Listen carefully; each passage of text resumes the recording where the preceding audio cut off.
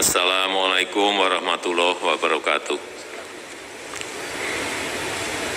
Merupakan kehormatan bagi saya dan juga bagi Indonesia menerima kunjungan luar negeri pertama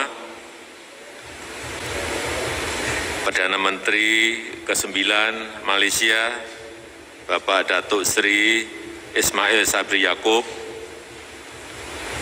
Sebagai negara tetangga dekat dan bangsa serumpun, kita harus memperkuat kerjasama berdasarkan prinsip yang saling menghormati dan saling menguntungkan. Dalam pertemuan pertama kami, kita berbicara sangat terbuka dan bersahabat. Beberapa isu yang tadi kita bahas dalam pertemuan, yaitu yang pertama mengenai pentingnya kerjasama perlindungan warga negara Indonesia yang berada di Malaysia. Saya mendorong kiranya MOU perlindungan tenaga kerja domestik Indonesia dapat segera diselesaikan. Kemudian juga mengenai izin Community Learning Center di Semenanjung juga bisa diberikan izinnya sesuai prinsip hak pendidikan bagi semuanya. Kemudian yang kedua, kita ingin menyelesaikan negosiasi batas negara, baik batas darat dan batas laut, agar dapat segera diselesaikan. Dan kita harap, karena ini sudah agak lama progresnya, kita berharap dalam waktu yang sesingkat-singkatnya masalah ini bisa segera diselesaikan. Kemudian yang ketiga, terkait dengan pemulihan ekonomi pasca pandemi, saya menyambut baik kenaikan angka perdagangan 49% pada Januari Agustus 2021 dibandingkan periode yang sama tahun lalu. Dan guna mendukung upaya pemulihan ekonomi, tadi kita juga sudah sepakat untuk dibuat travel corridor arrangement yang secara bertahap nanti akan kita membukanya satu persatu. Kemudian yang keempat, kita juga bertukar pikiran mengenai beberapa isu kawasan, baik yang berkaitan dengan Myanmar, kemudian Laut Cina Selatan, dan yang lain-lainnya. Sekali lagi, terima kasih banyak Datuk Seri atas kunjungan ke Indonesia kali ini, dan dengan hormat saya mengundang Yang Mulia Perdana Menteri Malaysia untuk menyampaikan pandangannya. Saya persilahkan. Assalamualaikum warahmatullahi wabarakatuh. Assalamualaikum warahmatullahi wabarakatuh. Salam sejahtera. Pertama sekali saya ingin merakamkan setinggi-tinggi penghargaan dan terima kasih kepada Yang Terhormat Bapak Joko Widodo, Presiden Republik Indonesia, di atas kesudian menerima lawatan sulung saya ke luar negara sebagai Perdana Menteri Malaysia. Saya juga ingin mengambil kesempatan di sini untuk mengucapkan Selamat Hari Pahlawan Nasional kepada seluruh warga Republik Indonesia. Saya merasa sangat gembira dengan sambutan begitu mesra yang diberikan oleh Bapak Presiden dan pemerintah Indonesia kepada saya dan delegasi, dan aturan lawatan adalah cukup baik walaupun dalam suasana norma baru pandemik COVID-19. Sebagai negara jiran rapat yang mempunyai kesamaan nilai budaya dan perkongsian sejarah yang lama, Malaysia dan Indonesia mempunyai hubungan yang cukup istimewa. Tahun hadapan kita akan meraihkan ulang tahun yang ke-65 hubungan diplomatik antara kedua-dua negara kita. Dan saya percaya melalui hubungan yang matang ini, Malaysia dan Indonesia akan mampu untuk mengukuhkan lagi persefahaman dan kerjasama yang sedia ada. Sebentar tadi saya dan Bapak Presiden telah berbincang mengenai status kerjasama dua hala antara kedua-dua negara. Di samping itu, kami berdua turut bertukar-tukar pandangan mengenai situasi serantau dan antarabangsa.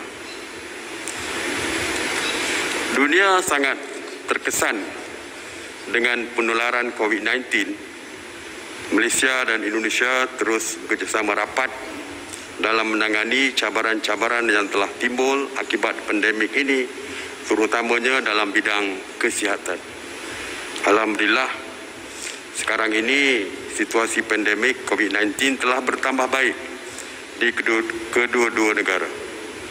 Hari ini saya dan Bapak Presiden telah mencapai persetujuan supaya Malaysia dan Indonesia dapat melaksanakan satu koridor perjalanan antara kedua-dua negara melalui aturan Travel Corridor Arrangement ataupun TCA atau Vaccinated Travel Lane.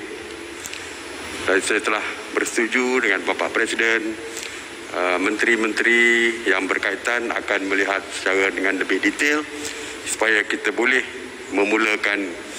membuka sempadan negara, kita boleh buka border kita, dan mungkin perangkat awal ini kita mulakan dengan Kuala Lumpur, Jakarta, Kuala Lumpur dan juga Kuala Lumpur, Bali, Kuala Lumpur. Jadi insya-Allah jika dipercepatkan urusan untuk detailnya, kita bersetuju tadi supaya joint statement akan kita buat untuk kita mengumumkan pembukaan border antara Malaysia dengan Indonesia. Seterusnya adalah mengenai TKI ataupun tenaga kerja Indonesia di Malaysia. Saya memberi jaminan bahawa kebajikan tenaga kerja Indonesia di Malaysia akan kita jaga sebaik-baik mungkin, dan beberapa perubahan telah pun dilaksanakan di Malaysia.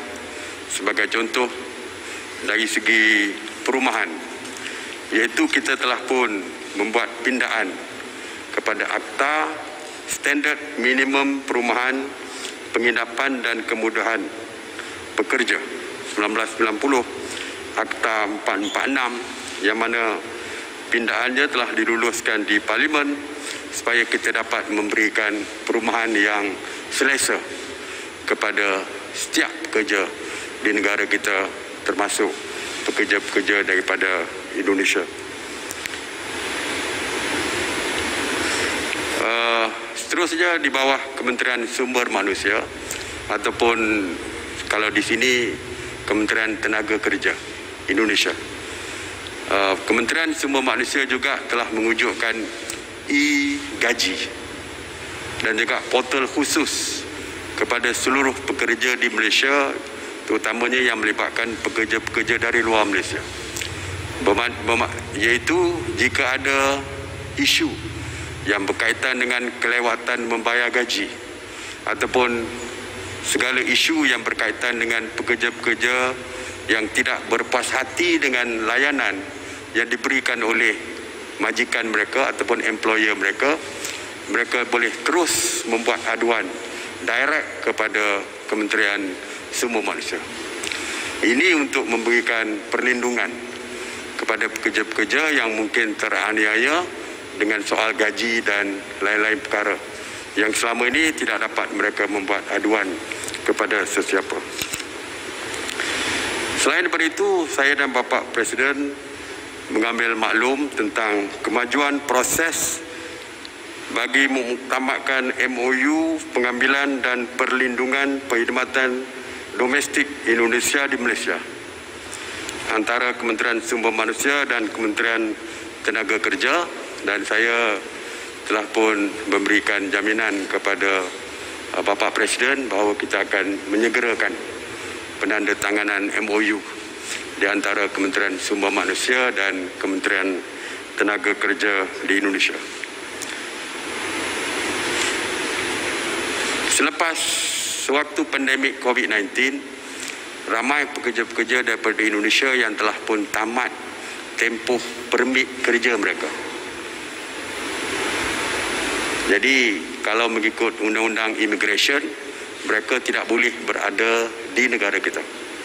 Tetapi kita telah pun membuat keputusan untuk program rekalibrasi, iaitu kita membuat proses amnesty ataupun proses pemutihan supaya mereka yang ingin terus bekerja walaupun sudah pun tamat permit kerja mereka diberikan sambungan tanpa perlu pulang ke Indonesia, dan kita memberikan kebebasan untuk mereka memilih sama ada untuk teruskan bekerja di Malaysia ataupun pulang ke Indonesia.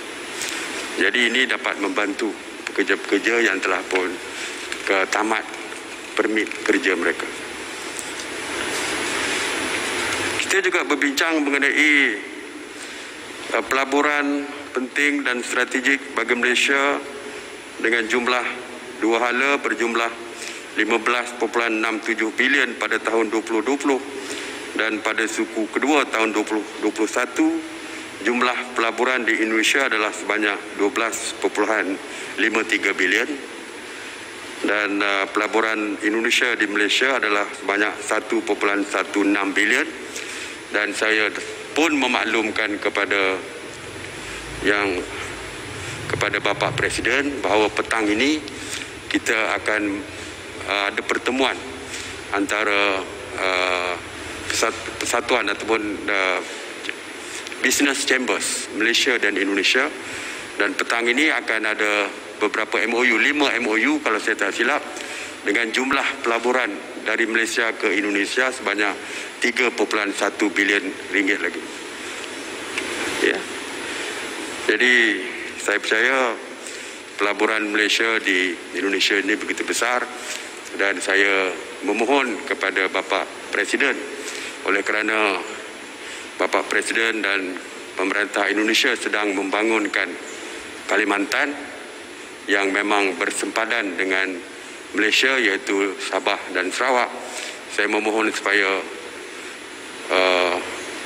usahawan Malaysia ataupun bisnes perniagaan, ahli perniagaan Malaysia boleh terlibat sama di dalam pembangunan di Kalimantan. Sebagai sahabat serumpun, Malaysia dan Indonesia berkongsi banyak persamaan dalam pelbagai perkara termasuk adat, tradisi dan warisan kehidupan.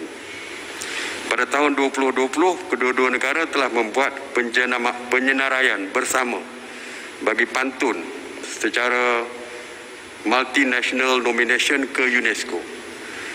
Dan persetujuan saya berdua dengan Bapak Presiden supaya kita mengenal pasti mana-mana kebudayaan yang boleh kita masukkan ke dalam senarai bersama, supaya tidak timbul isu yang berkaitan dengan kebudayaan yang kadang-kadang boleh menjejaskan hubungan kita yang selama ini terjalin dengan begitu baik.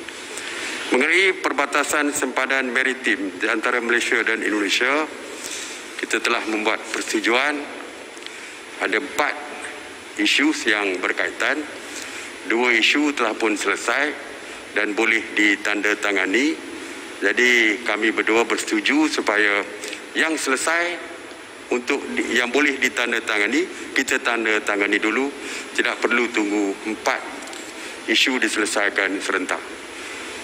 Jadi saya percaya sekurang-kurangnya separuh daripada isu telah dapat kita selesaikan, dan perkara ini boleh kita percepatkan.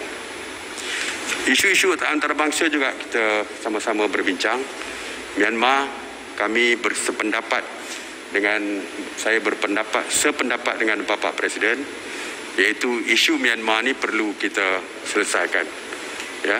Dan Malaysia juga sama saja pandangan tentang Myanmar ini dengan pihak kerajaan pemerintah Indonesia. Kita mempunyai pandangan yang sama dan akan bertindak secara bersama untuk menyelesaikan isu Myanmar. Yang saya maklumkan kepada Bapak Presiden, Malaysia amat terkesan kerana kegawatan yang berlaku di Myanmar akan menambahkan lagi refugee ataupun pelarian Rohingya ke Malaysia, dan sekarang ini kita sedang menampung lebih 200,000 pelarian Rohingya Datuk Seri Ismail Sabri Yaakob, Kabinet Indonesia Maju, tentu saja serta para delegasi Malaysia. Pelarian ini. Assalamualaikum warahmatullahi wabarakatuh telah ditandatangani dalam bidang pendidikan. Malaysia ini. Mengenai isu Laut Cina Selatan, kami juga bersependapat bahawa segala isu yang kepada kedua menteri, Laut Cina Selatan perlu diselesaikan kerjasama dan bantuan administrasi timbal balik di bidang kepabeanan kepada pers, terutamanya UNCLOS, iaitu undang-undang antarabangsa yang berkaitan dengan laut, terutamanya yang melibatkan Laut Cina Selatan. Jadi saya kira itu saja yang saya boleh sampaikan. Jadi sekali lagi saya ucapkan terima kasih kepada Bapak Presiden, pemerintah Indonesia, termasuk bapak-bapak, ibu-ibu menteri yang hadir pada hari ini, yang saya kira kerjasama yang sangat akrab di antara Malaysia ini akan dapat kita teruskan. Dan saya juga mengundang Bapak Presiden untuk sekali lagi ke Malaysia. Saya dipahamkan sudah 2 kali Bapak Presiden ke Malaysia. Saya mengundang secara rasmi supaya kita akan menerima Bapak Presiden di Malaysia bila-bila masa saja Bapak Presiden menetapkan tarikh. Terima kasih.